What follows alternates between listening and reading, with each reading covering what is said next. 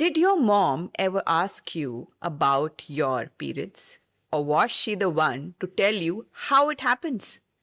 Well, after the immense success of the AMA style parenting talk, we both mums decided why not convert our conversations that we're having with different mothers and fathers in AMA style for a very, very important conversation that needs to happen. Without any sugarcoating, let's just jump right into the conversation.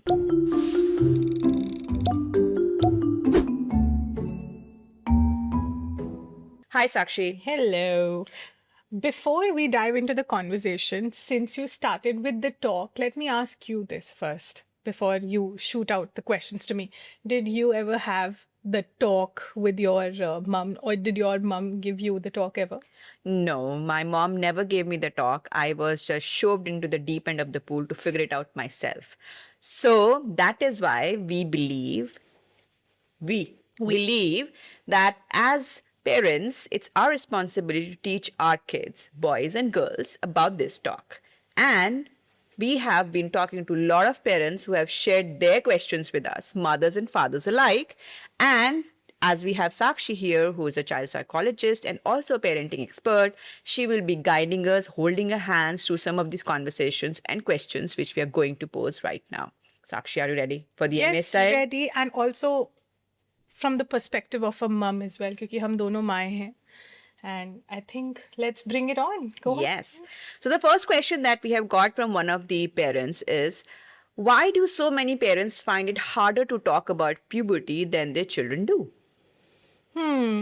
Well, इसका answer बहुत सीधा है, because children don't come with the default shame setting. You know, and I strongly believe that if shame is something that can be learnt, it can also be unlearned. Also, children's questions don't come out from a biology textbook, unlike what we think. Yeah. So that is why. And having said that, A, that's the reason. B, बच्चे already curious होते हैं, right? और हम parents ना बहुत wait करते रहते हैं कि जब सही समय आएगा तब बात करेंगे. फॉर्चुनेटली अनफॉर्चुनेटली सही समय वो होता है जब आपका बच्चा क्वेश्चंस पूछना शुरू कर दे. एंड कोई एक मोमेंट नहीं होता है कि when you will like download all that information and all that gyan onto your child. No, those things need to be done in choti baatein, choti anecdotes. Never kill the curiosity in a child. So they don't come with the shame setting. It's very important for us to realize that, by the way, as parents. But do you think it's also related to something called as conditioning? Like we were conditioned to think that this is a shameful question to ask. Like when I got it and I was playing and I went to my mom and I asked, Mama, what is this? She was like, oh no. You know what? Come inside. Let's talk inside. Like we never had the talk. I was just told what to do. So is it because of the conditioning that we come across with? Yes, definitely. It is conditioning. And, since that you've touched based on this topic, Isha, I was discussing it with our team, that this is the topic that we want to, especially because of the whole MHQ campaign that we're going to be running with our team, that this is the Mum Ki Baat that we're going to be doing. And aap believe nahi karoge, but a lot of people in our team, they came up to me and they said कि हमारी मम्मियों ने तो हमसे ये बात कभी करी नहीं. हमें या तो अपने फ्रेंड्स से पता चला, या हमें टीवी से पता चला, या हमें एड से पता चला. एंड हमने इनफैक्ट अपनी मॉम्स को आके बोला, और फिर हमें एक गाइड बुक मिली, गाइड लेक्चर मिला, not because what is happening to a body, ये सब करना है. और उसमें सबसे ऊपर पता है क्या था? किसी को पता नहीं लगना चाहिए. Nobody should get to know now that you have gotten down. Be cautious of that. That was the first treatment that they got, and that is all conditioning, because we have been raised in a society that hushes these conversations, which I think high time we should break it, right? Since we are making our own blueprint, why not change that scenario as well? Yeah, and as you said earlier also that, you don't have to have the right time to start the conversation. But a lot of the parents have asked, because they have got these young kids, school-going kids, young primary school-going kids who are in the age bracket of 8 to 10, and they've got some parents have got preteens starting 11 to 13, and then you've got late teens as well.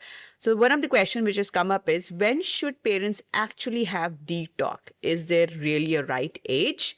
And if yes, what is that? So I'm a firm believer, Isha, that there is no right age for a conversation, especially with the generation that we are handling today, the kind of parenting that we are portraying towards that. The children are already overexposed to a lot of information. So if that information is coming from, they will get information.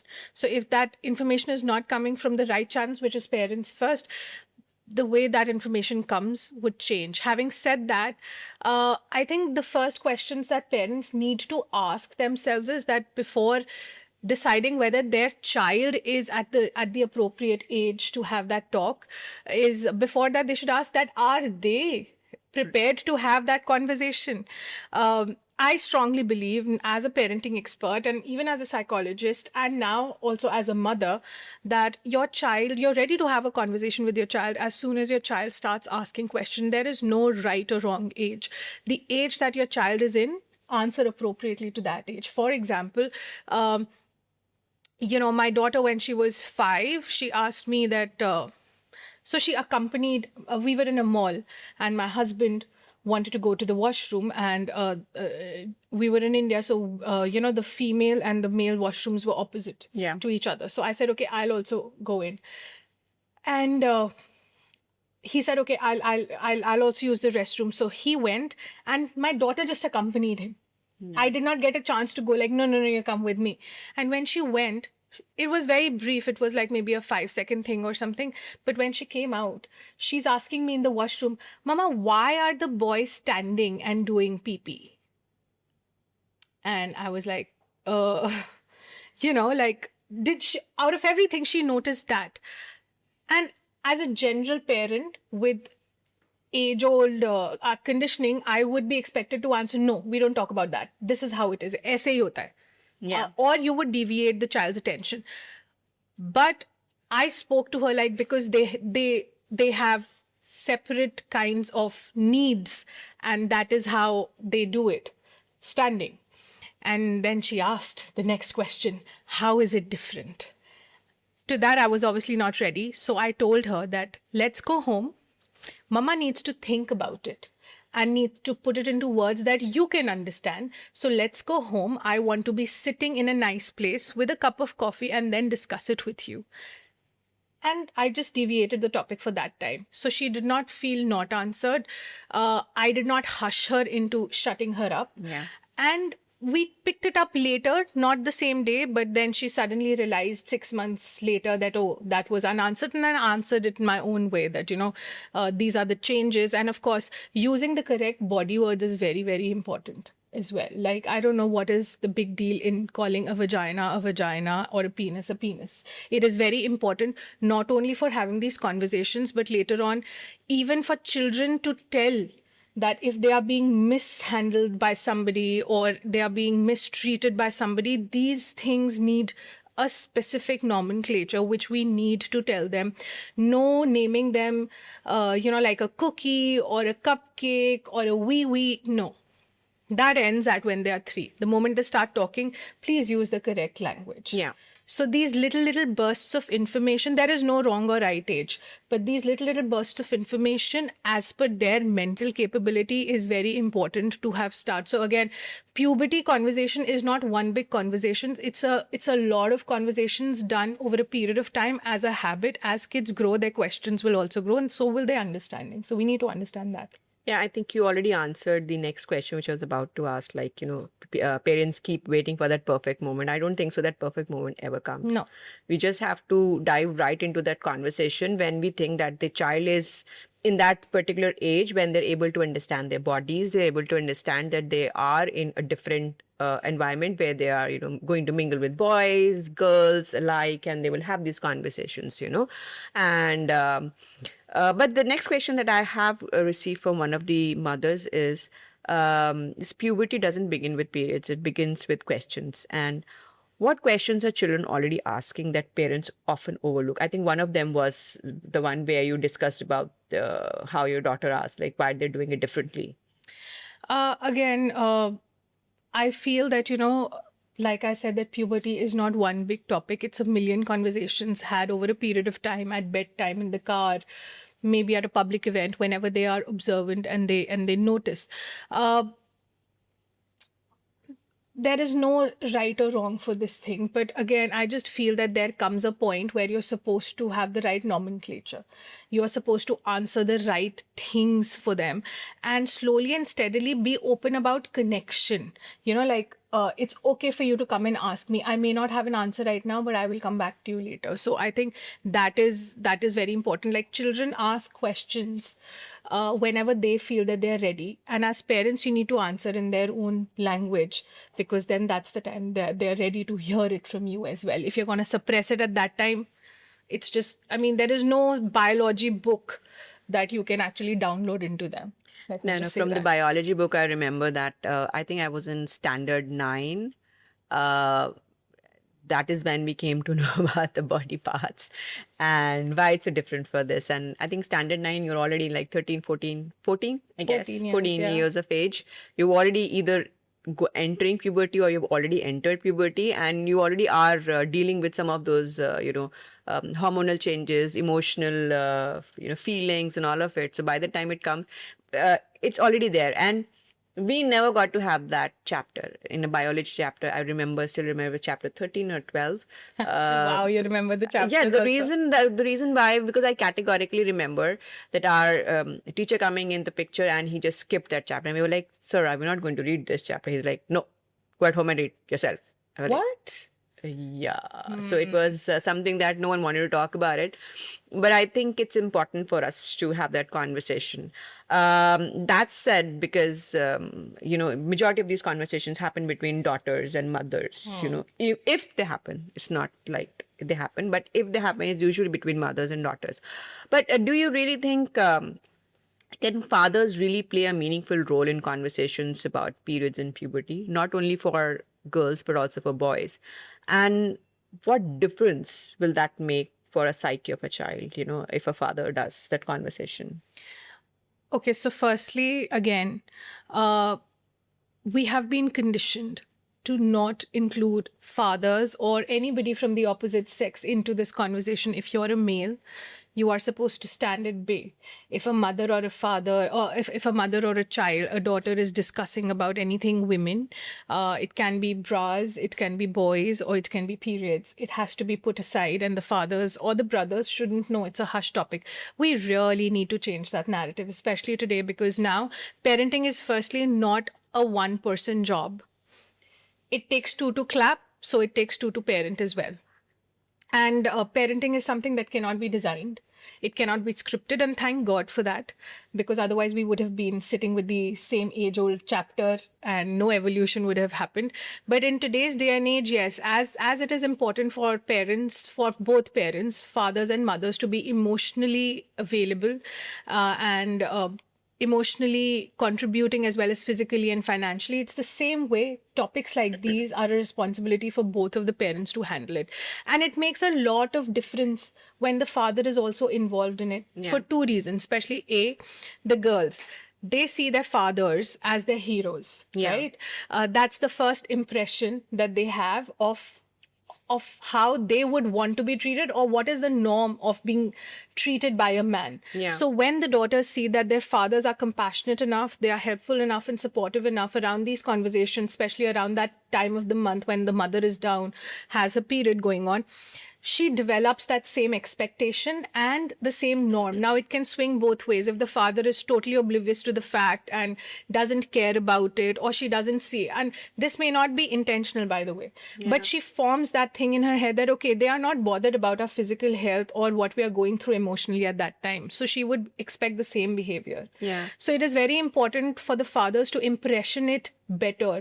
We want our children to end up with people who not only respect them, but love them, care for them like they deserve to be, in all the levels possible: physical, emotional, financial, every way possible. And that is also one of them.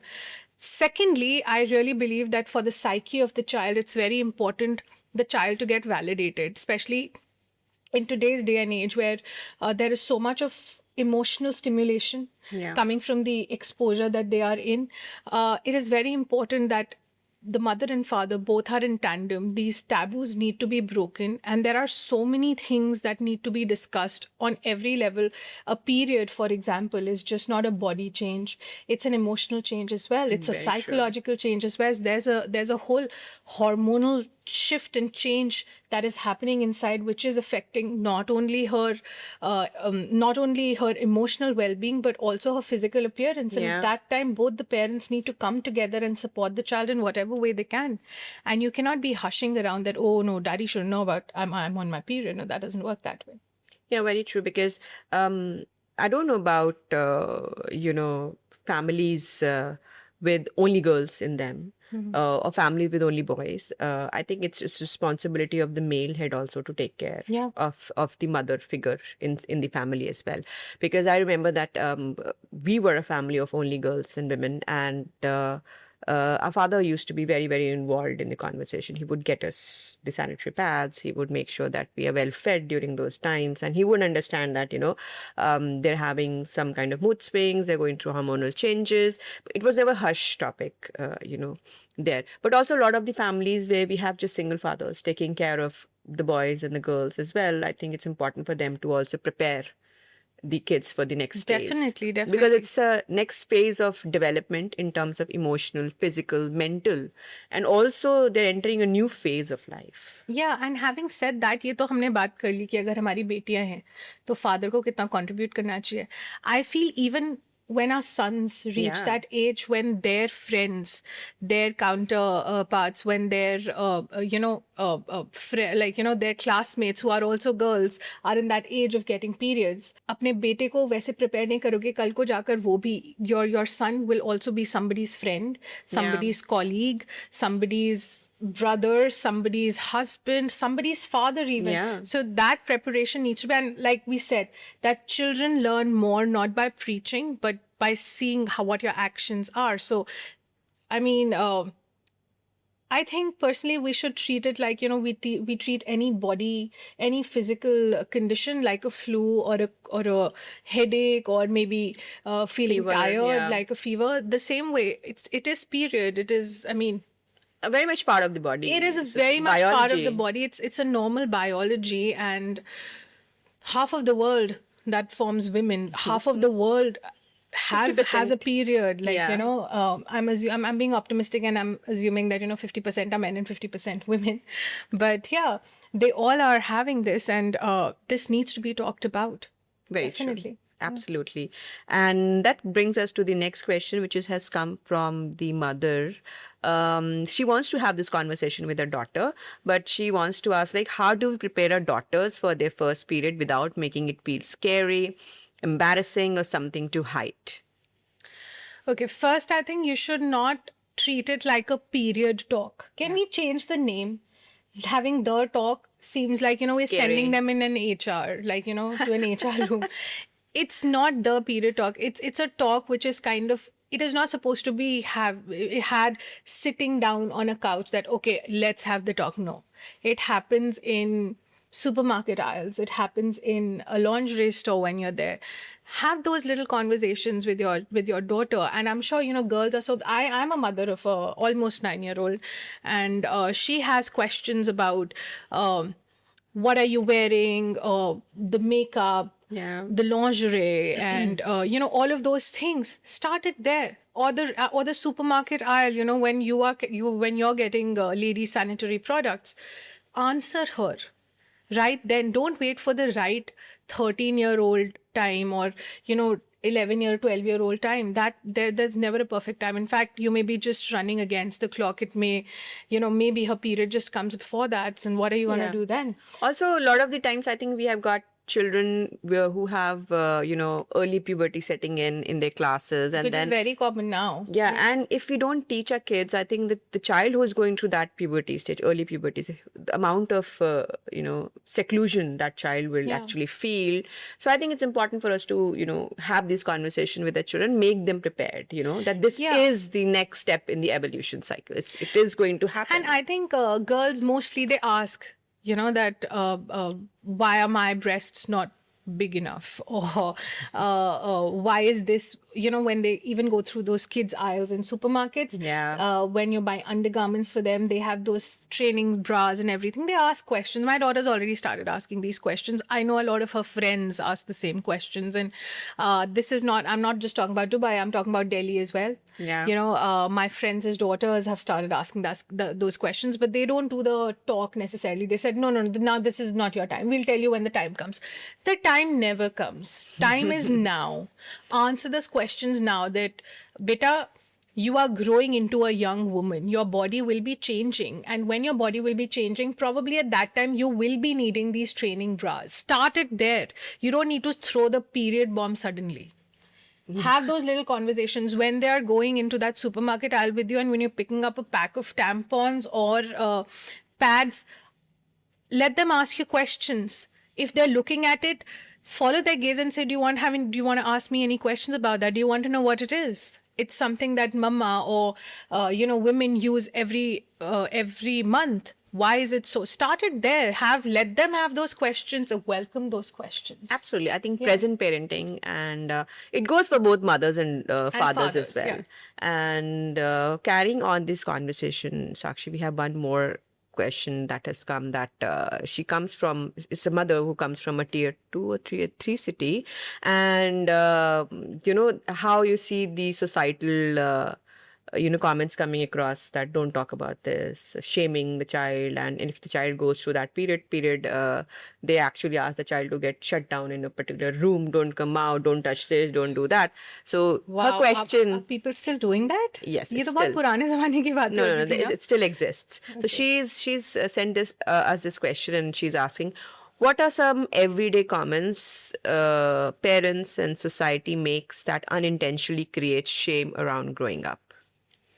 Oh, there are tons. And if you talk about our Southeast Asian community, there are tons. And I think we both have gone through those things growing up. We are millennials, so we have kind of grown through that. The first thing that comes across is, I remember we used to wear these t-shirts with jeans, and those used to be those short t-shirts. And the first thing was like, no, wear a vest under it, your back is kind of showing. Don't sit like that. Body conscious. Or, okay, now you're growing up. Just don't walk into the room like that. Or sit properly. Your legs should always be closed. You're making the child conscious of their behavior. You're making, it starts off with these little things. Or don't talk out of turn. Yeah. Now you're growing up, don't talk out of turn. Why?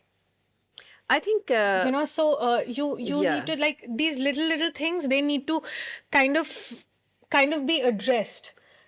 Also the right kind of support. Now I feel that and I'm talking about, since this is a tier 2 city, when the daughters start showing signs of physical development, say sprouting of the breasts, for instance, a lot of moms, because they may not have started their period, they don't treat it as a grown-up sign. They let them be in their normal vests. They don't give them training bras. What happens is that when they are jumping and they're doing all sorts of things, obviously the body is changing, it looks awkward, and then they're told, don't play, don't jump. It's very important for moms here, I feel, to take it into consideration that appropriate clothes, irrespective of age, is important. Telling them, making them aware of their body is important. Telling them that it's okay to have 2 or 3 sprouting hair. It's fine. It's a part of growing up. Before they start feeling awkward, you have the talk with them. Yeah. Follow your child's gaze. Again, that's a connection.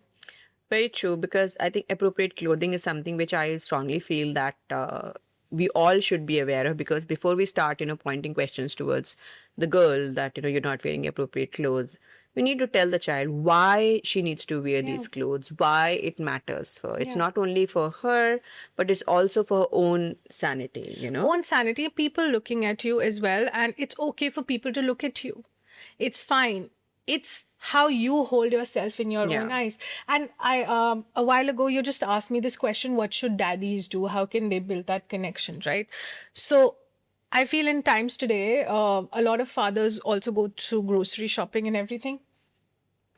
Why don't you pick up that odd pack of pads and put it into the stroller. Yeah. Let your child, you have not even said anything, but you have established a connection that, okay, daddy also is allowed to pick up something like that and keep it in the trolley. So if in future I may have a question, even he is approachable. Yeah, yeah. You know, and start having the conversation with the mother, I feel is also very important, that, okay, you are not feeling well today. Or, okay, for 2-3 days, you are not going to be feeling well. Let me take care of that chore or this chore. Or can I make something for you? Hand her, the odd hot water bottle and say, how are you feeling? Yeah. Is it fine? Let the child ask you the question that, daddy, why are you doing that? Or what happened to mama? And be open and about and tell them that, mama, it's that time of the month called the period cycle, or whatever words you use in your language, and let them know that, okay, this is what is happening, and mama is not going to be well, or didi is not going to be well, and we have to take care of her for some time or some days, and we have to be gentle and soft around her. Don't trouble her a little too much. So these kind of conversations need to start happening. And I think also the children, irrespective of gender, boys and girls, they both need to see their fathers doing that for their mothers. And not only during the period time, I think the mother, the woman of the house, also need more help when they enter the menopause stages, perimenopause, the postmenopause, the entire life changes, that's a whole different conversation. Yeah, but you're right. Let's at least start here. Let's at least start during that period. Let's at least stop making it into a shameful taboo topic. Yeah. It's anything but that, and again, so I'll share a very, very personal thing with you, okay? A personal instance with you. So I was married into a family which there was this one only son. My father-in-law was also an only child. And they are Marathis. They bring home Ganesha every year, okay? Ganesh Chaturthi pe wo ghar pe Ganesha leke aate hain. Now, it was my first year after I got married. My mom is never ritualistic religious person, okay? So we never had these kind of things coming in. It was only when I got married that I was looking at all of these pujas happening and everything.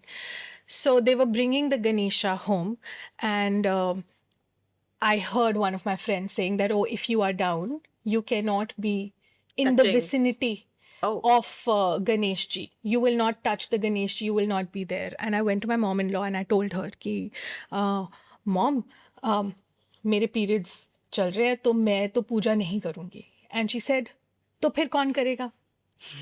And I said, आप? So she's like, बेटा, मैं भी एक अकेली बहू थी. अगर मैंने इन सब चीज़ों के बारे में ध्यान दिया होता तो हमारे घर बहुत साल तक गणेश जी नहीं आते. It is not about that. It is about intention. You are not... I'm sure I will get we are going to get a lot of raised eyebrows on this. Not only raised eyebrows, I think we might get hate comments or whatever. But listen to her logic. She said, your heart should be pure enough, and you are going through something which has been instilled into you to bring life into the world. So what can be the purest in your body than this, that, you are equipped with a system that holds life and brings life into the world. And how can anything associated with it be impure? So I don't believe in all of these things. We are going to have a lot of comments and eyebrows. Waiting. We will be answering. But I have a very flip argument on that, because when I was married, I'm also married into a very religious, very conservative family. And when all of this started to happen, the first thing that my mother-in-law did was to tell me that, when these things happen, 3 days, you will not be coming to the kitchen. Don't even try and enter in the space vicinity of the kitchen, and you will not be cooking. So I was like, 3 days holidays, let's have it. So you had a flip, like, you see, when life gives you lemon, might as well make lemon. I'm allowed to do whatever I want in those 3 days. I don't have to cook food. I don't have to take care of, people. And then I can eat whatever I want, because then, if I'm not allowed to be in the kitchen, what will I do? I'll just Zomato it or Swiggy it, or, but then I'll cream it. इसके पीछे logic क्या था? The logic was कि पहले हमारा इतना evolved system नहीं था. We did not have dishwashers, or we did not have kitchens in the houses. We did not have nuclear families. It was very, very joint family culture. So ladies को rest करने देते थे because उनकी body जो होती थी वो काम, like, you know, because you're weak, you're vulnerable, you're going through your backaches and everything. So they were told to rest in those times. So that's why they were told that please be out of the kitchen. It was for their comfort. So that was the logic कि आपकी body उस समय, you know, you're going through, your body is going through something. So rest. You'll be in aches and pains, so be out of the temple. That was the thing behind it, not what it was made later on, that, oh, because you're impure, stay out. No, it was not that. So I would please urge all of these people who are very stringent and strict about it, go back in history, do some research. You know, guys, we are living in the world of AIs and everything. That's another sign the bell is ringing. So that means God is also, you know, doing a thumbs up. Kareem delivery for us. We need that food. So yeah, you please research on it, and these were the reasons why all of these norms were put into place. And now with everything being so convenient, kitchens are almost like, you know, you are just cooking. Most of us live in a nuclear family. There is so much of facility all around. We don't need to follow these. We are any which ways well rested, so you don't need to follow all of these norms. That said, I think that was a very, very interesting take towards how history has been evolved to accept our thought processes and our evolution in terms of mental intelligence. But that said, the next question that we have, because we were talking about fathers and how men can play a role into it, this is something that has received from one of the fathers. He is asking, how do we raise boys who understand puberty but with empathy rather than awkwardness? Wow, that's a deep question, Sakshi, for you. Because I just want to say that empathy doesn't magically appear when you turn 18. It needs to be cultivated and taught from a younger age. And that is the reason why boys or little boys need to be taught that empathy, need to be taught that compassion, need to be taught that when they're living with the opposite sex, which is like their mothers and their daughters and their friends,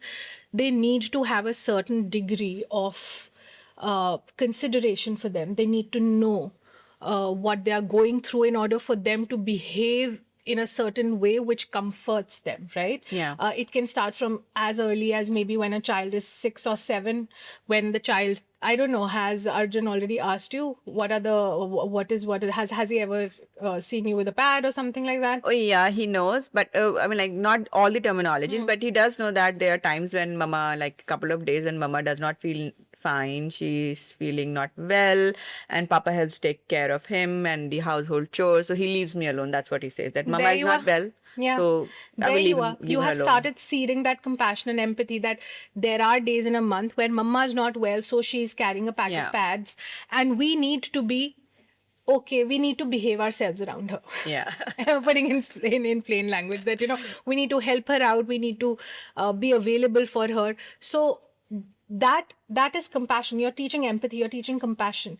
When he grows up to the level that you understand, or he starts questioning you when you're going to be answering him actual terminological questions, technical questions, he will know, he can relate those things, and he'll know that, okay, it comes. I have seen since I was a child that, you know, those 4 days, 5 days, my mom was treated in a certain way, and we were being docile around our mom, and we were taking care of her, and this is how women are supposed to be treated. You cannot be hushing and shushing about these topics that, you know, they should not get to know, and suddenly when they're 18, when they're in a relationship with a girl, they're suddenly expected to be understanding about it all. No, it doesn't happen that way. You need to start teaching empathy and compassion at a younger age, especially around these topics, how to behave around women, how to behave around the opposite sex, in order to raise responsible, compassionate adults who respect women, who respect people around them. It's very important.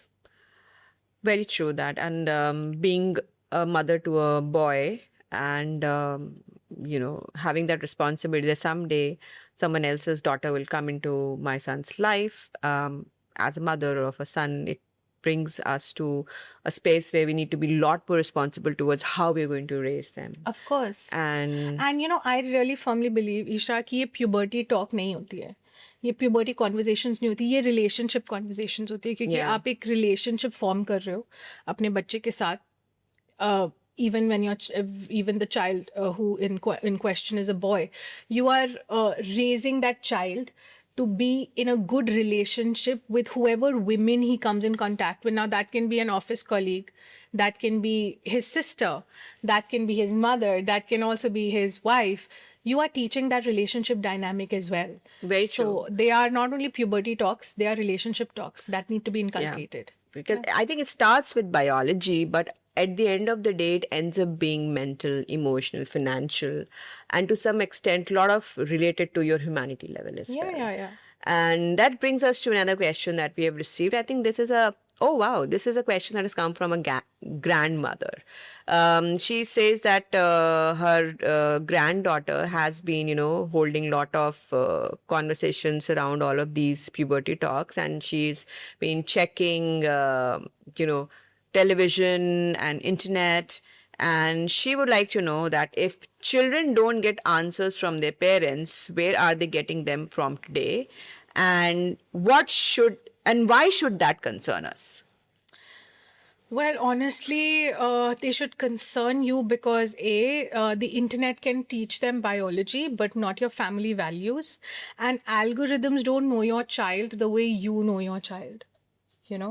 So this is definitely concerning because it again boils down to that one thing. The children today are going to go to social media or the internet or their friends or their cousins, and that's not a very valid source of information because again, they don't know your child as well as you know. So it is very, very important for you to have that connection. And again, the connection is just not built in a day.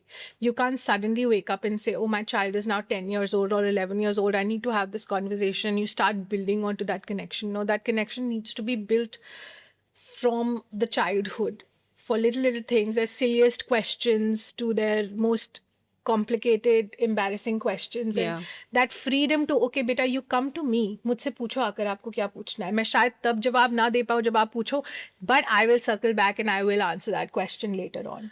That is very important to bring and create that safe space for our children to not feel shamed or not feel embarrassed by asking these questions. And that also brings us to another conversation, maybe for another time, is the use of social media. Because, the young kids these days are exposed so much to social media that they're not getting the right information. They're not getting the verified information. And that is why so many countries are, trying to limit the exposure towards social media, or sometimes, even banning them. And they have been very, very vocal about how the conversation around responsibility and accountability not only lies just with the child, but also with the platforms who are developing these social, things, and also lies with the parents on how they want to control the exposure of screens and exposure of social media and internet to the children. But that said, there's one more question which has come up with us, is that if a parent is caught completely off guard by a very difficult question, what's the best way to respond in that moment? I think it's the best way would be to, I don't know the answer to that question right now. Give me some time. I'll read about it and I'll circle back. I mean, पहली बात तो ये बहुत please normal कर दीजिए कि आप एक सुपरमैन या सुपरवुमन नहीं हो. we're not encyclopedias. You are not encyclopedias, and there is no shame admitting that in front of your kids.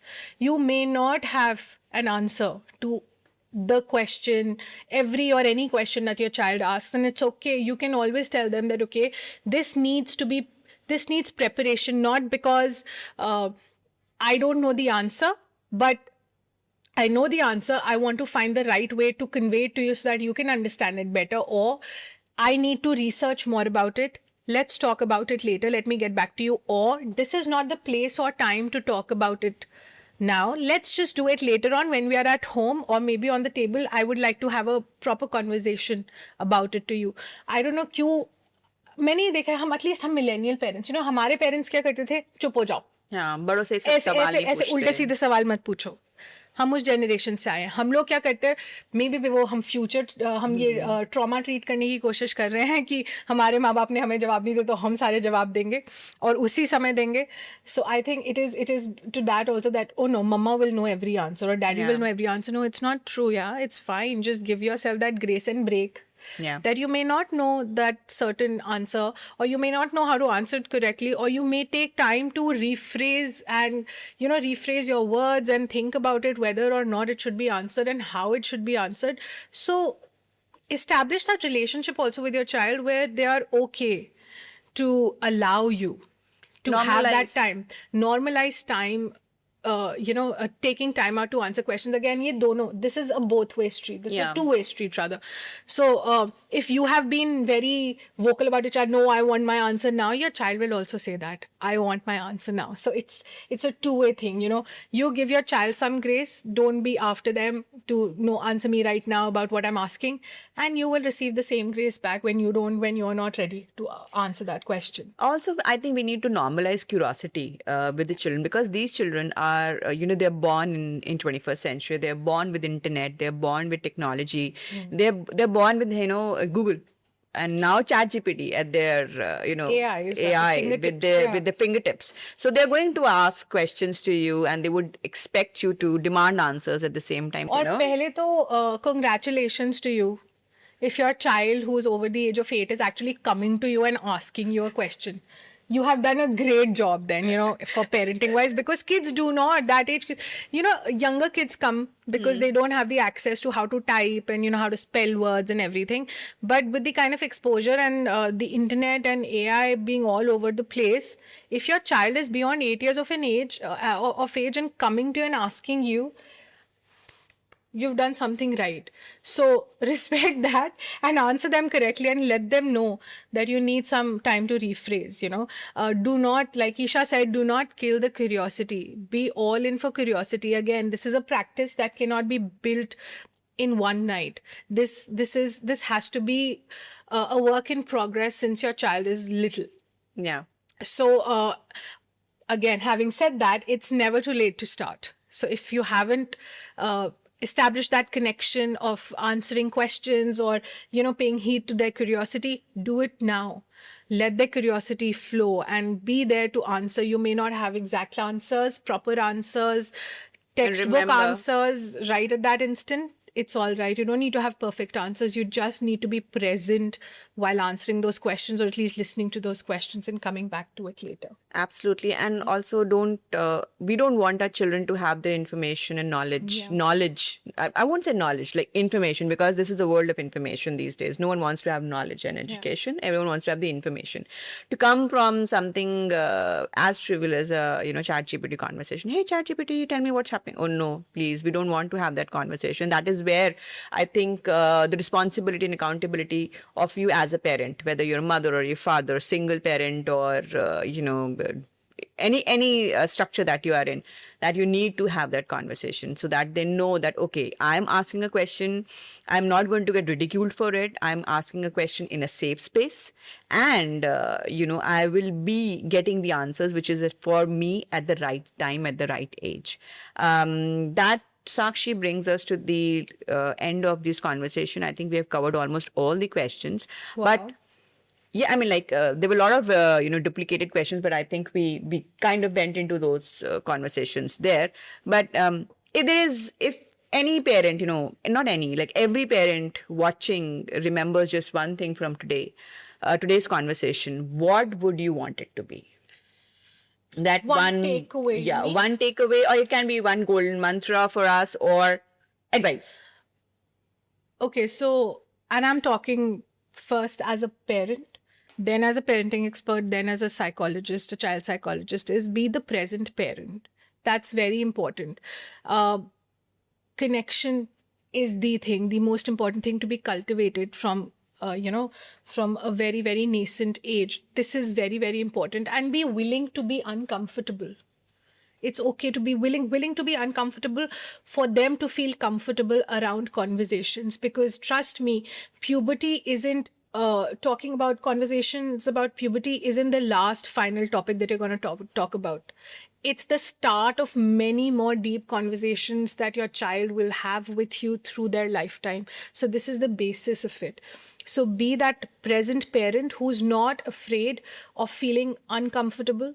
They are willing to feel uncomfortable to make your child's questions feel comfortable to them. So that is my one big takeaway. And don't panic.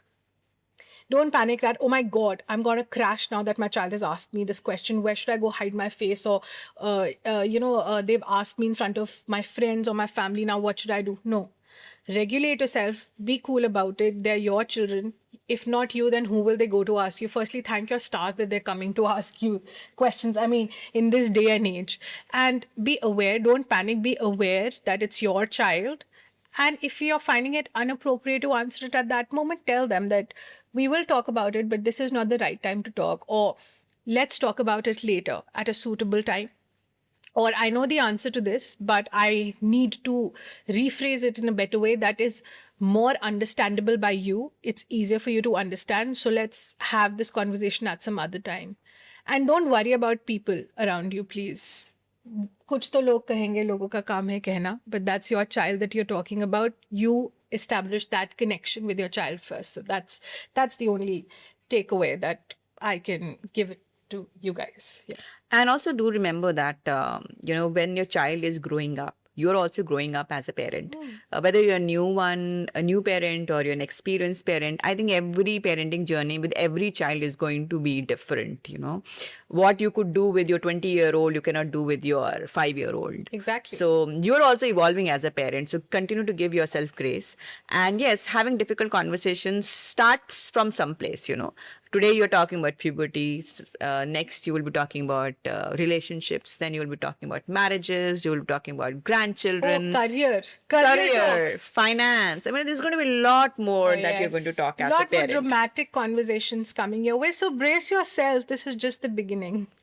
Not scaring you, but yeah, on a lighter note, just, just be okay with having those uncomfortable conversations, because those uncomfortable conversations will lead away to more comforting and more comfortable life for your children in future, and their children will thank you one day. Yeah. And that brings us to the end of this episode of Mum Ki Baat, from one mum to another. And keep watching this space, because we're going to go a deep dive into one more conversation that is going to be as spicy as this one. Looking forward. Thank you so much, and we'll be back. Bye.